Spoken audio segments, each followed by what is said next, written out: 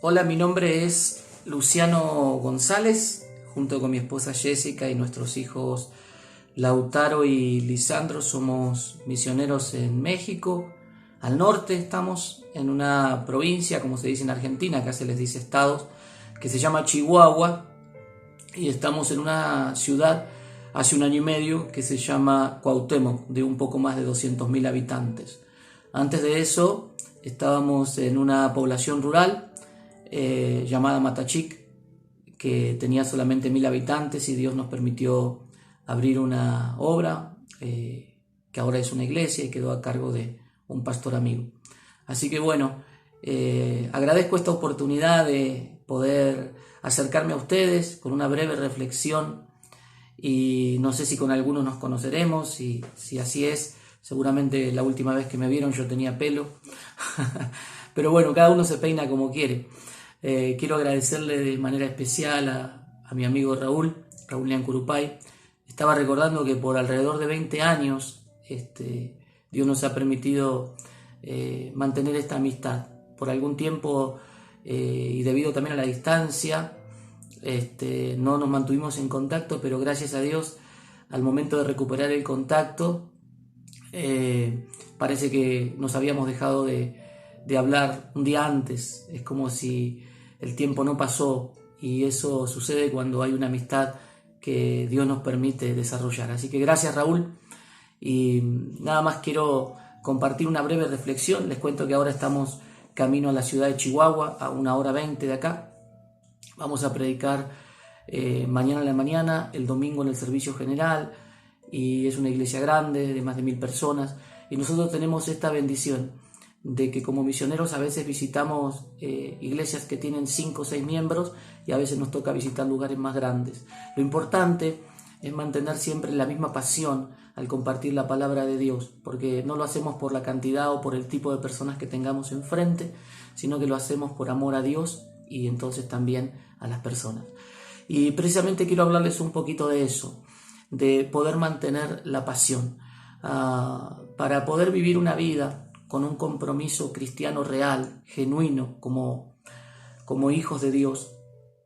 Es inevitable, es imposible llevarlo a cabo si no mantenemos adentro nuestro el fuego del Espíritu Santo encendido, si no tenemos nosotros una relación íntima, personal, y buscamos diariamente la presencia del Señor. Si fuera que no hacemos eso, que eso no está sucediendo dentro nuestro, y estamos involucrados en actividades y mantenemos el compromiso a través de las acciones solamente, entonces la verdad es que van a suceder dos cosas. En primer lugar, lo que estamos haciendo no nos va a hacer felices, y en segundo lugar, no vamos a tener la aprobación de Dios, porque Él ve nuestro corazón, y si lo que nosotros vayamos a hacer en el servicio a Dios, el compromiso que vayamos a mantener en nuestra vida cristiana, no está fundamentado en una relación íntima donde el Espíritu Santo aviva el fuego de su presencia en nosotros, entonces, como dice el apóstol Pablo, podemos ser como, bueno, lo voy a decir de esta manera, mucho ruido y pocas nueces. Así que hay un consejo en la palabra de Dios que es muy conocido y que Pablo le da a un joven llamado Timoteo, y eso está en 2 de Timoteo capítulo 1 versículo 6. El apóstol Pablo le dice: por lo cual te aconsejo que avives el fuego del don de Dios que está en tu vida por la imposición de mis manos. El fuego tiene que ver con la esencia de la iglesia de Jesús, de Cristo. Tiene que ver desde el comienzo de la iglesia, en el libro de los Hechos capítulo 2, cuando el Espíritu Santo descendió. Lo que sucedió fue que dice la Biblia que vino como un viento recio. El viento también lo usamos para avivar el fuego, y luego dice la Biblia que fueron cada uno de ellos llenos del Espíritu y comenzaron a hablar lenguas de fuego. Así que la esencia de la iglesia es ese bautismo de espíritu y de fuego. Por eso Juan el Bautista había anunciado en los evangelios: yo los bautizo con agua para arrepentimiento, pero viene uno mayor que yo. Era Jesús, el Mesías, que los va a bautizar en Espíritu Santo y fuego. De hecho, la Escritura habla en un pasaje que está en el Antiguo Testamento, en Éxodo 24:17, donde dice que estaban al pie del monte donde Moisés subió para estar con Dios en ese monte. Pero dice que la gloria de Dios, dice ahí en Éxodo 24:7, que la gloria de Dios, 17, perdón, que la gloria de Dios descendió. Y dice que cuando los hombres vieron la gloria de Dios, el pueblo de Dios, era como un fuego abrasador. Así que cuando cada uno de estos hombres volvió a su tienda y su esposa o alguno de sus hijos le preguntó qué es lo que pasó, ellos dijeron, vimos la gloria de Dios. Y entonces le preguntaban, ¿y cómo es? ¿Cómo es Dios? ¿Cómo es su gloria? Y ellos dijeron, es como un fuego abrasador. Así que Dios es fuego que nos abraza. Y el apóstol Pablo le escribe a Timoteo esta carta en un contexto muy particular.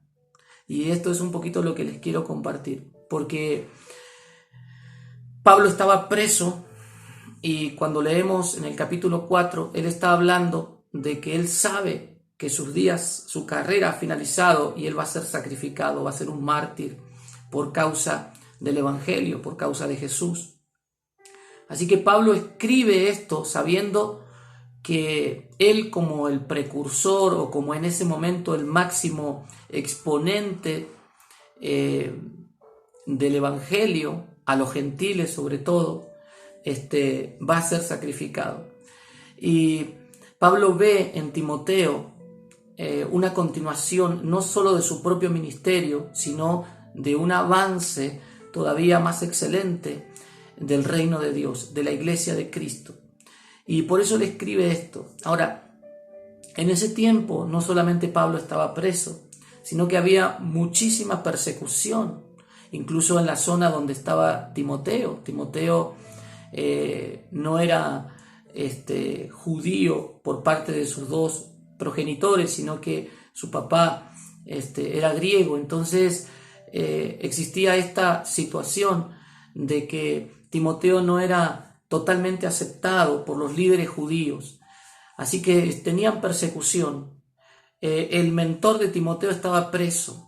Además de eso, era joven y no era totalmente aceptado por los líderes judíos como un predicador o un pastor de la iglesia perseguida de ese tiempo. Además de eso, Timoteo era muy tímido porque Pablo también le dice que no se avergüence del Evangelio a fin de que pueda dar testimonio. Además de todas esas cosas, que no son pocas, Timoteo era alguien que padecía mucha situación recurrente de enfermedad estomacal, posiblemente alguna gastroenteritis o gastroenterocolitis, y Pablo le aconseja con un uso estrictamente médico que beba un poco de vino para que su estómago vaya sanando. Había muchas situaciones que hacían que Timoteo dijera, no le voy a entrar, Pablo ya no va a estar, él es mi mentor, los líderes no me aceptan, hay persecución, soy demasiado joven y me da vergüenza predicar, padezco enfermedades recurrentes. Así que había muchas contrariedades, pero más allá de los consejos que el apóstol Pablo le da, el consejo primero y el que el apóstol Pablo enfatiza no es que espere a que las cosas se calmen, a que los líderes lo acepten, a que su cuerpo se sane, sino que lo que el apóstol Pablo le dice es, yo te aconsejo, es más, te animo, te exhorto a que avives el fuego del Espíritu en tu vida, el fuego del don de Dios que te ha sido dado. Porque el apóstol Pablo sabía algo, que cuando una persona está encendida en el corazón a través de una relación íntima con el Espíritu Santo, por más que haya circunstancias o factores que se combinen como un pronóstico negativo, muy oscuro para avanzar, el fuego en el corazón hace que uno pueda avanzar. Dios llamó a Jeremías cuando era un joven y Jeremías dijo, en el capítulo 1 de Jeremías, dijo, yo soy un niño, no sé hablar. Y Dios le dijo, no digas eso, porque a donde yo te envíe, tú irás. Y a donde las palabras que yo te dé para hablar, tú las hablarás. Y tendrás esta autoridad y harás esto y harás lo otro. Y dice la Biblia que con un carbón, Dios tocó la boca de Jeremías. Pasó el tiempo y Jeremías fue un profeta que muchas veces no era muy querido por el pueblo porque él profetizaba con verdad de Dios el cautiverio que se venía. Y padeció estar en el cepo, en la cárcel, maltratos, no vio frutos del ministerio. Entonces en el capítulo 20 está aquel pasaje tan conocido donde él dice, yo dije, ya no voy a contender, ya no voy a continuar predicando esto porque hay demasiada afrenta, hay demasiadas situaciones y además no veo un cambio. Pero dice Jeremías, había como un fuego ardiente metido en mis huesos. Y yo traté de sufrirlo, pero no pude. Así que el fuego de Dios en la vida de ese profeta, aunque no vio frutos del ministerio y aunque padeció tantos maltratos, hizo que él permaneciera en pie hasta el día que Dios lo quiso tener así. Y eso es lo que Dios busca de cada uno de nosotros. Por eso digo que podemos no estar enfermos como estaba Timoteo, podemos no tener persecución como había en aquellos años, podemos tener una aceptación de los demás, incluso invitación a participar, pero a veces ni siquiera con todas esas libertades nosotros actuamos consecuentemente a lo que Dios nos pide, y eso es porque falta el fuego del Espíritu Santo. Yo no me quiero extender más, pero quiero darte para que puedas después mirar unos pasajes o un pasaje en las Escrituras de cómo avivar el fuego de Dios en nuestra vida, de cómo poder tener una relación más íntima con Dios y llegar a que eso se transforme en un hábito en nuestra vida. No hay otra forma de mantener un compromiso genuino con Dios. El fuego tiene que estar ahí. La Biblia dice en Levítico capítulo 6, versos 10 al 13, que Dios le da unas instrucciones. Ya tenían el tabernáculo en aquel tiempo que habitaban en el desierto, después que habían salido de Egipto, habían hecho un tabernáculo que era figura del templo que vendría después. Y una de las ordenanzas más importantes es que en el altar, cuando ustedes lean ahí en Levítico 6, del 10 al 13, dice que el fuego debía estar encendido en el altar siempre. Pero dice así en esos 3 versículos, se le ordenaba al sacerdote, cada uno de nosotros somos un sacerdote, se le ordenaba al sacerdote que cada mañana entrara a donde estaba el fuego y sacara todas las cenizas. Esta es la primera cosa que quiero que tengas en mente y que recuerdes. Para mantener el fuego encendido de Dios tenemos que aprender a quitar las cenizas. Las cenizas representan las experiencias que podamos haber tenido con Dios ayer. Tanto en Argentina como en México me encuentro con muchas personas que en tiempo pasado han tenido alguna experiencia con Dios.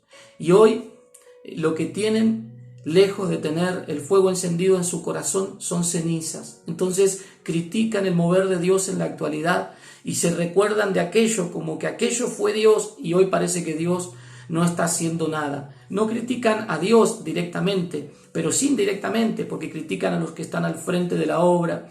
Entonces, muchas veces nosotros podemos tener en un servicio, en una experiencia en nuestra casa, algún encuentro con el Espíritu Santo.